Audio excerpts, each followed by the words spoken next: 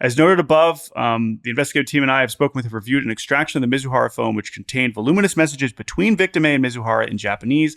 An HSI special agent who is fluent and native speaker of the Japanese language reviewed approximately 9,700 pages of text messages between victim A and Mizuhara between 2020 and 2024. If you want to read 37 pages of the report, think about the guy who read 9,700 pages of text messages. Yeah. Yeah, 9,000 pages. Like, it's just, okay, and there's no evidence of Shohei having any idea about any of this. And so, listen, it's all there. It's horribly sad. If you still want to say that, oh, he's clearly just a fall guy, he's just going to go take 30 years for him in jail, like, I don't know what to tell you. My main takeaway here is that this, we laid out the scenarios when we talked about this originally a few weeks ago. And this one, option B, as we were calling it at the time, where it is just as bad as it could possibly be from Ippei's state perspective is what it has turned out to be, if not even worse. And that's sad. It's really sad. Yeah. And I obviously, maybe we will still get some more details in the future. But as far as I'm concerned, this report and the details and the fact that he's pleading guilty is kind of puts a capper on this for me. Puts a capper on this for me from the what is Ohtani's culpability. Yeah. I mean, special agents reviewed every text message between Ohtani and Ippei over the course of 4 years and found zero evidence of communication about gambling between the two of them is incredibly important, because it is not like Ippei was using discretion to talk about gambling.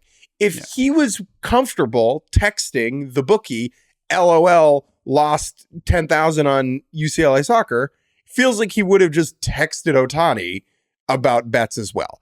And so I'm just saying, for me, we have a trove of evidence that Ippei was involved, and we have absolutely zero indication that Ohtani knew anything about it. Yeah. And until if maybe we are given evidence that proves that otherwise, I'm going to sit here and I am going to believe Ohtani and his side of the story, because what we have learned is so overwhelmingly indicating that is the case. Yep. And it's still, like, if you want to say there's still a level of negligence from his side, from his agent's side, like, I hear all that. Like, that's fine. But that's different than that. And it's still messy, right? It's still the bigger zooming all the way out. Like, it is still a reminder that, like, again, the gambling issues like this are, even if they're tangentially associated, unfortunately, indirectly, like these are still scary things that we're going to be confronting in sports moving forward, for sure.